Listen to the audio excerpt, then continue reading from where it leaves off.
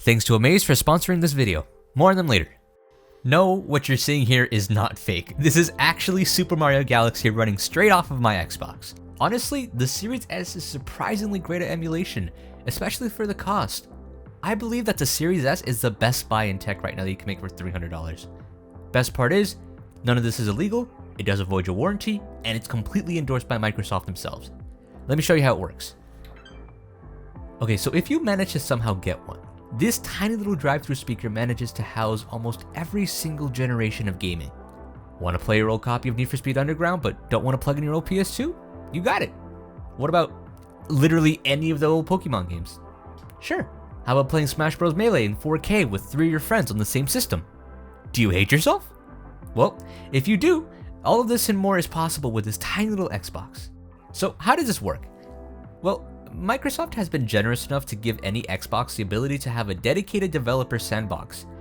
If you don't know what that means, it basically means you can run homebrew programs and other stuff, all without having to mod or hack your Xbox. One of those programs that you can run on it is Retroarch, which, if you don't know by now, is a front end for a bunch of the most popular emulators to play all of the retro games that you want. From GameCube to PS2 to PS1, anywhere from Dreamcast to MAME, Nintendo Wii, pretty much anything that you want is playable using Retroarch. So let me show you exactly what's possible with the new generation of consoles. I'm gonna quickly run you through how you can do this yourself, and then show you how the games run. And let me tell you, the results here are really impressive.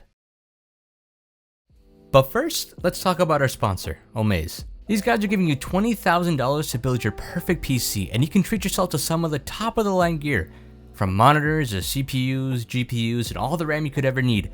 Whether it's for gaming, graphic design, or even working from home, all you have to do is enter for a chance to win. Every Omaze campaign supports a great cause, and in this case, it's an awesome charity called Gamers Outreach. They provide recreation to children in hospitals through the power of video games and the gaming community. Being hospitalized, especially at a young age, can be a very lonely and a very scary experience, which is why it's so great that Gamers Outreach helps bring joy to these kids with their medical-grade gaming kiosks. Your donation can help ease the burdens of hospitalized children by providing equipment, technology, and software that helps kids with these long-term treatments. To support Gamers Outreach and potentially win that prize worth $20,000, go to omaze.com/Jeff. That link is going to be in the description below. Once again, that's omaze.com/Jeff, and thanks again to Omaze for sponsoring today's video. Alright, so how do I get this thing set up? Well, it's a bit of a tricky process, but I'll go over the big details here. First, we start on the store. You search up dev mode in the search bar, and we click on the picture with the speaker and the fridge on it. Alright, it's ready. Let's open it up. You're going to keep hitting next until you get to this screen. Alright, write this code down somewhere. On a computer, let's go to the website that was on the screen. That's aka.ms/activateXbox. I'll leave it in the description for you, right by the like button, which I'd appreciate it if you clicked. Alright, you're going to sign into your Xbox/Microsoft account and scroll down to the Xbox section. Click Get Started, and then sign up now. Alright, now this is where you can submit your information for a developer account. Now, this does cost $20, I want to let you know right now, but in my opinion, it's totally worth it. As for the company name, I've noticed it literally doesn't matter what you put there. Just use your gamer tag plus games. Yeah, that sounds official. Fill out the rest of your stuff, a name, address, favorite ice cream flavor, stuff like that, and you're done. You're officially an Xbox developer.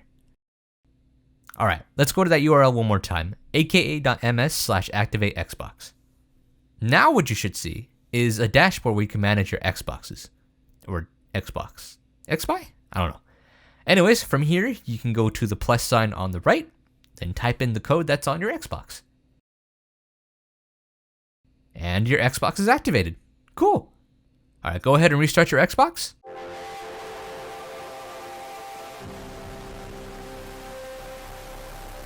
Once it's rebooted, you'll be greeted to this new developer UI. That URL on the bottom right, we can use to start loading programs on it. Back to your browser. Type it in. Now, some browsers might tell you the connection is unsafe. Just click visit website anyways. Alright.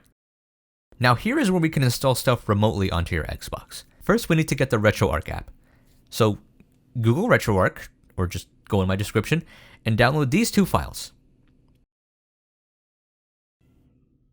Now we can go click Add and start installing the program. Drag in the Retroarch file, hit next, then drag in the Microsoft dependencies. Then hit start. At this point, it'll start installing to your Xbox, and you should see a new icon appear. Ah, there he is. Hit select on the icon, and be sure to change the setting to game. That way, it'll know to use all of its graphics power. Alright, congrats!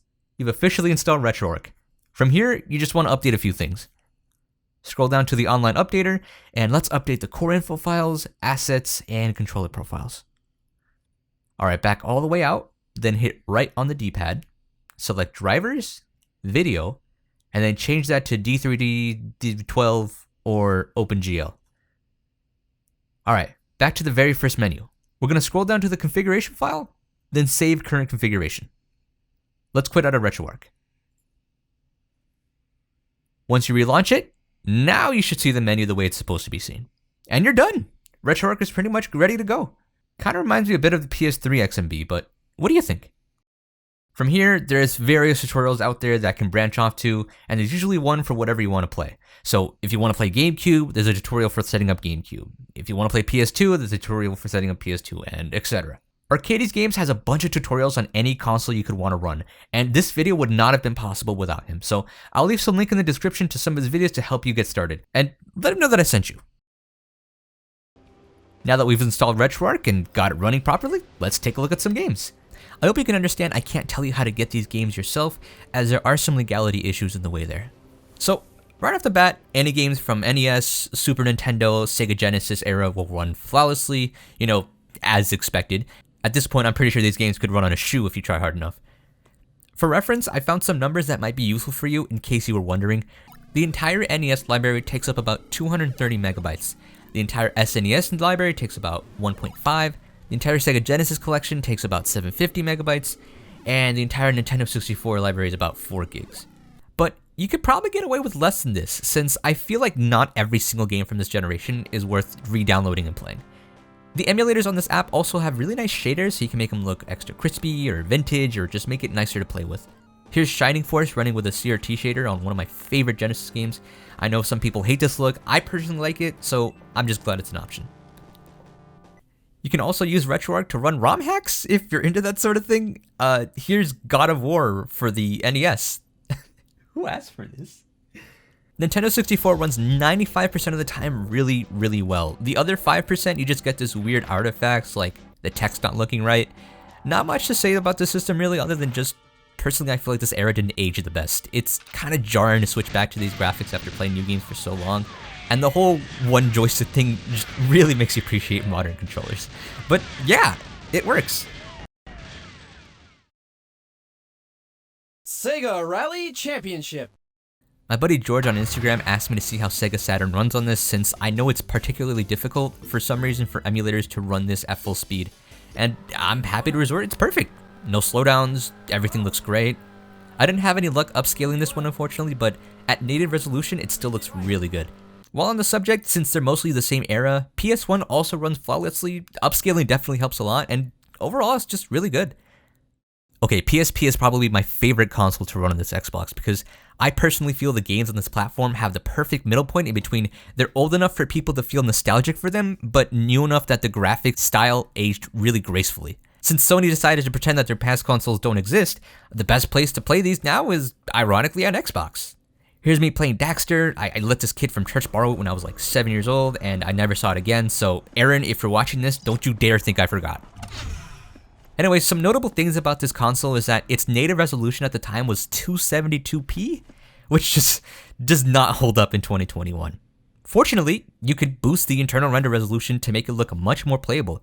I've had luck with 5x internal resolution with 2400 by 1360, but it tends to crash any higher than that. But I still think it looks really good. Here's a comparison. It's basically a night and day difference, but what do you think? Another quirk of the PSP is that there's no dual joysticks at the time, so developers would just set the camera controls to the L and the R triggers, which was a bit of a wonky solution. Fortunately, Retroarch lets you rebind these controls on your Xbox controller to the right joystick, and it just makes playing these games that much more enjoyable. I really think this is my favorite console to play on my Xbox. So that smash clip in the beginning of the video, I was just making sure you were paying attention. Okay, so let's talk GameCube. So here's Melee actually running on the Xbox. 90% of the time it runs perfectly and it looks really good upscaled, but there are some hitches when you're going between menus. No idea why. If you're looking to play any of the old games from the 6th generation of consoles, GameCube is probably going to be your best bet because of the compatibility. Like Need for Speed Underground 2 just would not run on PS2. It was way too laggy. Same with a couple of other games that I tried like Tony Hawk's Pro Skater 4. But GameCube, it ran them at full speed and up-res to a modern resolution. Also, since GameCube emulation is running off the Dolphin core, that means you can also run Wii games. I'm not gonna lie, there are some compatibility issues with Wii. Some games have slowdowns and other games for no reason at all just won't launch. But when it works, man, it is awesome. Some games need to be readjusted to be played with an Xbox controller though. Like Mario Galaxy, I have the right stick assigned to the nunchuck to pick up stars and stuff. And some games will just never work on the Xbox, like Wii Sports. I mean, good luck playing that on an Xbox controller. But basically, any of the good games that you want to play, like Metroid or Wind Waker or Twilight Princess, will run perfectly fine on this thing.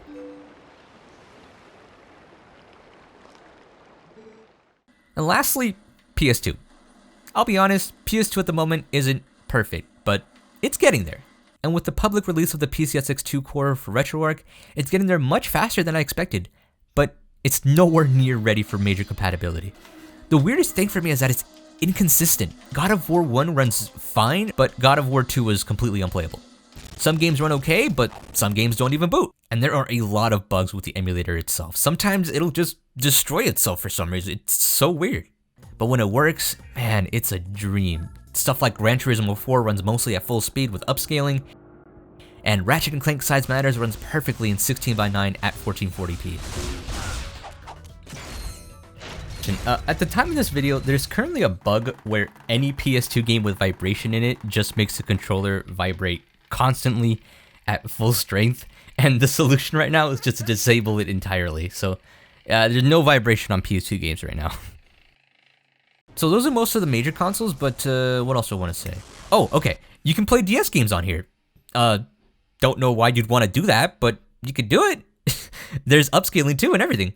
You just have to reconfigure the touchscreen to the right joystick, but after that, you're good. Also, if you're worried about running out of space on your Xbox for your games, good news. Your games can be loaded up onto an external hard drive and be played from there. But any games bigger than 2 GB need to be copied onto the internal storage, otherwise they won't run. There's also NetPlay support on Retroarch, and from what I've heard, it actually works on your Xbox, so you can play games like Smash online with your friends. But I didn't get a chance to test it in time. Let me know if you'd like to see a video of playing retro games online. Also, my favorite thing about this is that it's non-destructive and it doesn't affect the rest of your Xbox at all, since they're two completely different modes. Whenever you're done playing your emulated games, you just hit leave dev mode, and it'll boot you right back into your normal Xbox. You can go from playing Smash to playing Forza or Halo within minutes. It's awesome. And because I know someone's gonna ask, no, it's very unlikely Microsoft will ban your online account for this, since you did pay for the license. And that's why I feel like the Xbox Series S is like the most insane deal right now in gaming. You get all of the retro consoles, GameCube, Wii, PSP, PS1.